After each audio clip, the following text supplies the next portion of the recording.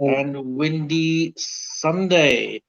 My name is Adnan Pasha. I'm the operations managing director for LPA Properties, and we have the most busiest man alive, Mr. Lucky Singh. How you doing, Lucky? Fine. I like the way you said alive. Yeah, I'm still alive after, I think, well, the scary thing is Adnan came to see me from, it took quite a long journey all the way from Birmingham to London. And I think how much time did we spend together when you came to see me? Literally 10 minutes in the whole day. So, I mean, I was there for about, what, 6 hours, if not that? And I've only got to see you for 10 minutes. Well, That's how busy you were. that's testimony to busyness at a different level. So, Adnan, give us a bit of an intro about LPA Properties because you're the main man. So, tell us. You're obviously hosting today. Tell us a bit more and how I can help the audience today. Well, as far as LPA properties are concerned, I mean, we have obviously a lot of properties on our books. Currently, circa between 150 to 200 properties on our books right now. And the point where you coming from, Lucky, is in terms of fixing all. Yeah, sorry, let me just do the fix as well. Hold on a second. Fixing everyone's problems. And when I say problems, oh, hold on a second. Someone's trying to call me right now. Got time to call me. Sorry. You can take it quickly if you want. We can listen in. No, it's just my brother. But look, from where we stand right now, for all our investors and for all our sellers, I think that's where you will come in and fix all of the issues regards to whether it's finance, whether it's legals, whether it's to do with, let's say, the right strategies in place. You're the man with the know-how, and I think this is where we come in and we ask you these certain questions. Some will be difficult questions because I've been hearing it for the last 6 months or so since this whole COVID broke out. Oh, by the way, talk about COVID. Have you not heard about what happened with Mr. Donald Trump and his COVID issues? Well, I've heard it's positive, but it's not positive news, is what I've heard. What that means is that he's tested positive for COVID-19, him and Melania. So they're in, I think, Bestopa Hospital where he's getting treatment now. So, if that's a sign of the times that one of the most powerful economies in the world, the Prime Minister and his wife have both got, the President, I mean, and the wife have both got COVID-19. It's scary times. So basically, anything could happen really with the global economy, with the recession. So I think it's quite worrying times.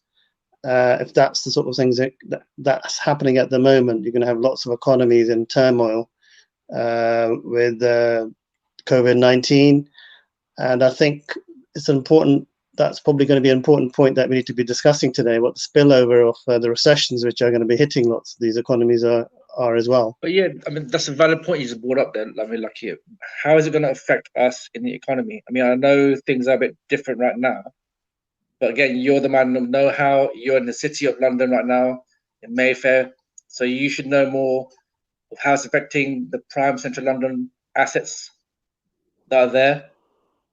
Okay, so I think one of the things we discussed earlier today in our conversations is I think you said, well, why don't you give the viewers 5 strategies to counter what problems may come up. So what I'm going to do is feel welcome to interrupt me, but I will actually go through each strategy in quite a lot of detail, but I do have a tendency to go on and on and on, as you know, on the phone once I get excited. So we don't really want to repeat that in an interview. So I'll try and curtail my information to a minimum.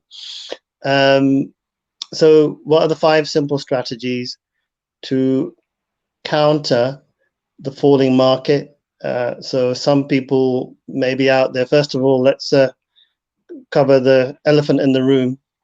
A lot of people may not actually realize. Well, I wasn't talking about you, by the way. I was about to say, I don't have elephant nose.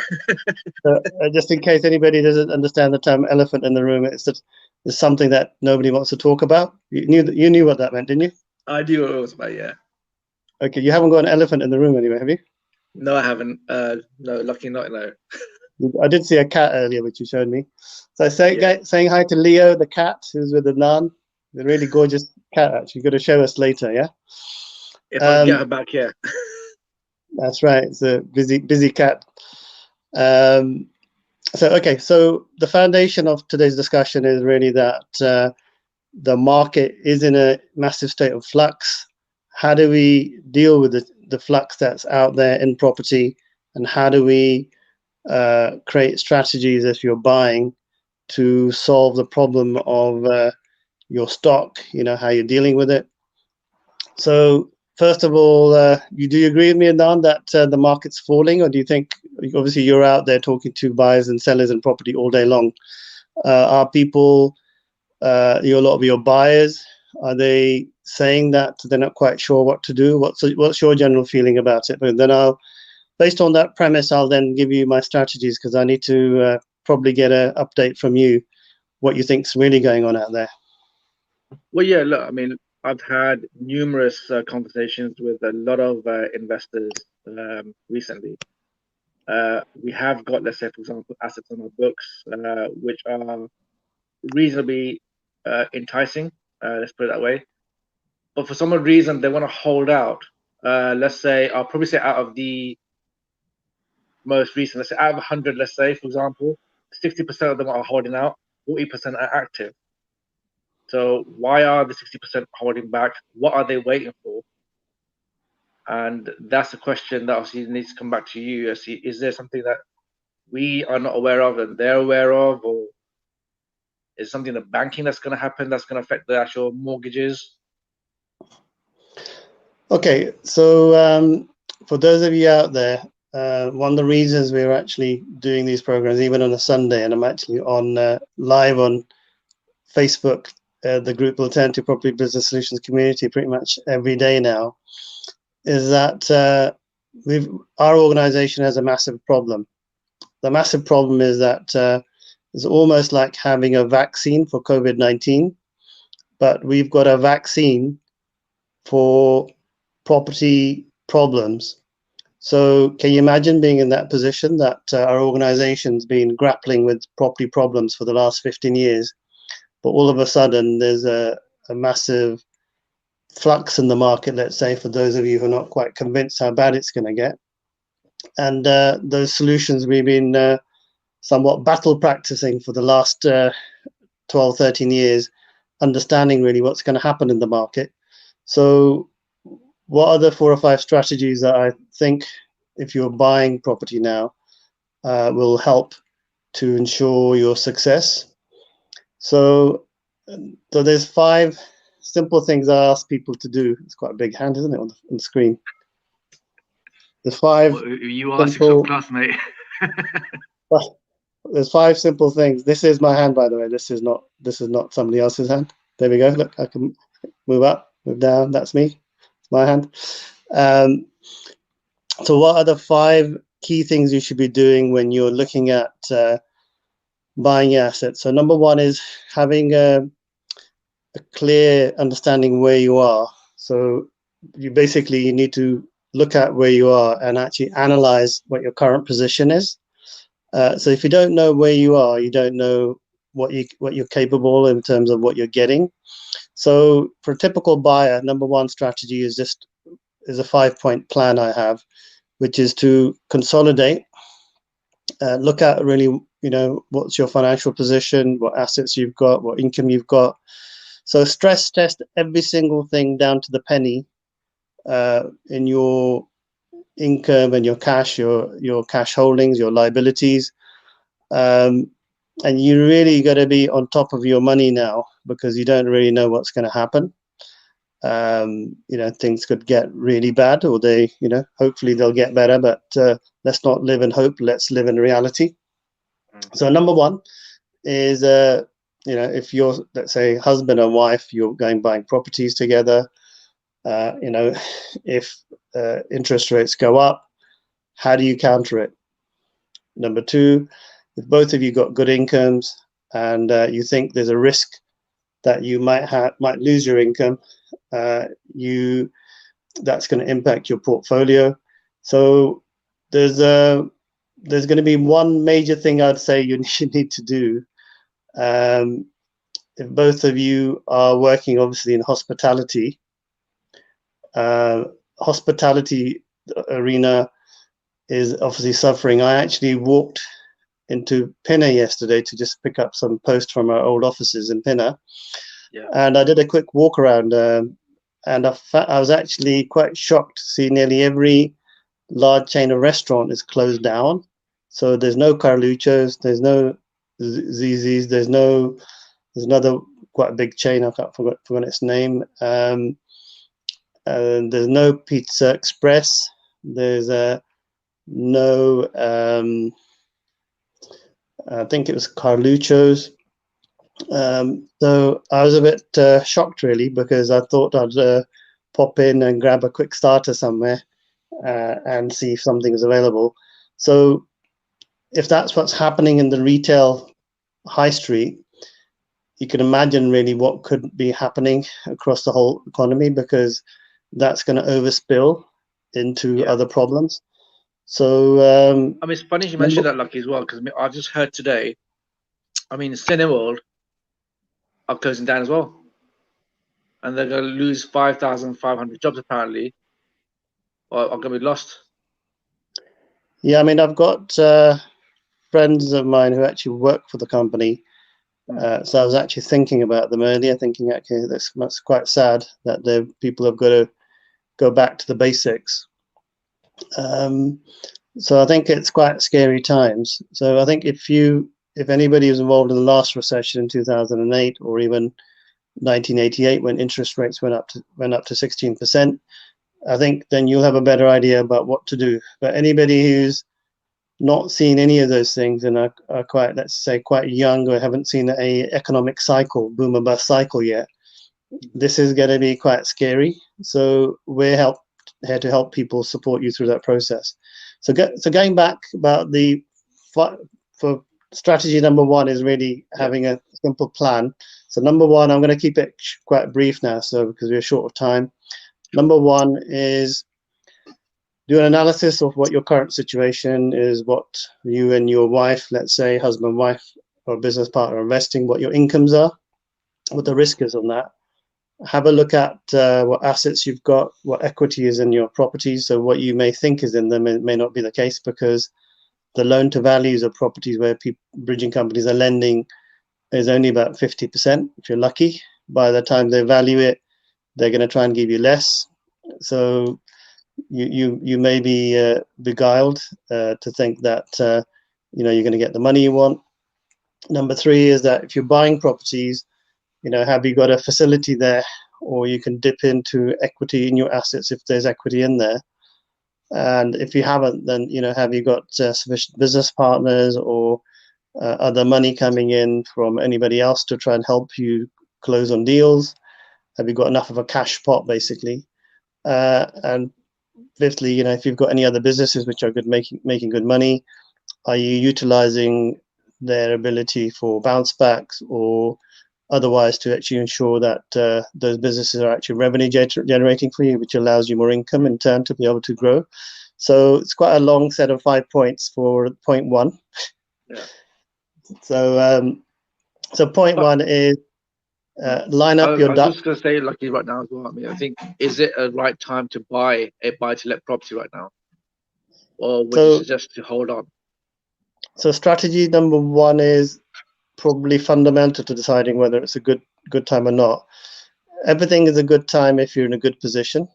It's a bit like if you're running with the 100 meters against Usain Bolt, when is a good time to do it? If you've done the planning, the research, and the hard work, then you've got the potential of beating him potentially. But if you haven't done any of the basics, then you won't stand a chance. So that's the same in property. You've got to look at what your current position is, have your plan, know really what you can do, what you can't do, stress test any buying you're going to do. So the first point was planning and stressing your current position to ensure that you've got enough lying around. So point 2 goes back to what you're just asking, should we be buying or not? Yeah. The answer is yes and no. The answer is yes if you've worked out a strategy that gives you amazing income, gives you amazing, yield. It's you've got ample money to back yourself up with if things go wrong. So you've got to be understanding of all eventualities. So the answer is yes and no. But if you haven't got enough of a contingency and you're jumping into projects because they're cheaper now to buy potentially, especially when the stamp duty, stamp duty thing that the government's done where you don't have to pay stamp duties actually, comes back on again, you're going to have ample opportunity to buy. But if you haven't got the structure correct to do all of that, then you're going to find it difficult to be able to sustain whatever you're buying. Mm. So number 2 is, yes, you should be buying if you've got the right strategy. Number 2, you shouldn't be buying if you're going to end up in deep water because you can't afford more expensive rates in finance, because fixed rates are going to cost you more money, but they'll keep you safe. Yeah. So that's sort of number 2, really. The answer is yes for certain clients, no for other clients. Okay. And what's number 3? Okay, number 3 is I'm going to shoot to the other 3 key points. And number 3 is that you've got to be very careful about your strategy to purchase. So my view is that if you're buying now, you probably want to be buying anything with value add. So if property prices do crumble, then you don't end up holding something that's not going to give you any value. So the perfect storm is something that's got a good yield. Yield is dependent on the area, but let's just say a perfect storm is if you can buy something at 10 or 15% yield, and you can fix the income, and you're pretty sure that your client that's going to be giving you the income is not likely to go bust. Like you don't want to be necessarily buying a hotel now or buying Pizza Express chain because because of COVID-19 for the next 6 months you're going to have a bit of a dry run. Yeah. Mm-hmm. So point 3 is finding things that you can buy which have yield and you're controlling the supply chain. So if you're dealing with a housing association, the likelihood of COVID-19 or the overspill of unemployment, you have minimal risk. So I'd say minimizing a risk on the yield is point 3. Okay. So I think we've described in our various drive times in the morning what yield is. So if you're not clear or we're talking too much mumbo jumbo, feel welcome to DM me or Adnan, and we'll happy to talk you through how yield works and even give you illustrations. So that's point 3. So we're nearly there. Point 4. Okay. Point 4 is ensuring that you have access to finance, because it goes back to point 1, which is if you're not clear about what you've got, you may not really know what you can get. So if you've got a tidy house, you'll probably be in a better position to know really what you can and cannot buy. So I reckon that you could be doing really well if you can set up a facility to purchase where you've got access to equity funding. Equity funding is where private investors work with you and they back you up. But the problem with that is that if they get quite negative or pessimistic about the market, they may want to pull out their funds. So you almost have to have very clear terms with your JV partners. So number 4 is having access to finance, bridging, buy to let, knowing it's really there rather than you wishing it to be there. So not living in hope. And point number 5 really is, in some ways leads on for point 4, is that if you have funding, how do you ensure that it doesn't get pulled out when you really need it if the market tightens? Because you may be able to go and buy property, but if you can't do the refurb, or you know, if you're doing a rent to rent, you need 20,000 to try and make sure that the numbers stack, and then you're going to be in trouble. So there we have it. I think 5 simple things that you could be doing to ensure your success in a falling market. I think I should write a book on this. What do you reckon? Because I could actually go on. I think you should start writing a book and get a good author. No, that's fantastic, Lucky. But no, thank you very much for your time, Lucky. I know you're extremely busy with a lot of things going on, even on the weekend. I believe you're going out somewhere dressed like that right now. Yeah, I've got a couple of very important meetings, but I'm also meeting my mum and dad, and also going to the Gurdwara to pay my blessings, get some blessings, I suppose, and pay my regards to the most important person or God, really. You do a good job, mate. You do a good job. That's probably the most important part of my week, and I like it to sort of stay that way, really. So I think, yeah, I think in terms of the message for this week, then, is it's a falling market. Just be careful about what you're doing when you're going out and buying. But if you need any assistance, you're a mortgage prisoner, you've got negative equity, you're looking for a new income, you need support in what you're doing in terms of even sourcing assets.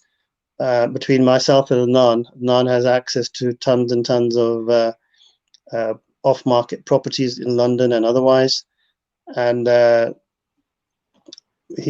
will have access to a team of people that do the legal work that can actually help with any mortgage prisoners or negative equity write-offs that you might need. So we've got endless solutions really to solve any problem in the alternative property business solution community. Indeed. No, thank you very much, Lucky, for your time. And yes, Lucky is the fixer. And a dance as well at the same time. But thank you very much for you guys for taking part and for listening into this live stream. And Lucky, thank you very much for your time again. And yes, next time, same time next week, we'll have another sort of topic to discuss on, I'm sure, and we'll take it from there. Thank you, Lucky. Okay, see you guys next week. We're going to try and do this as a regular slot on a Saturday and a Sunday. So watch this space.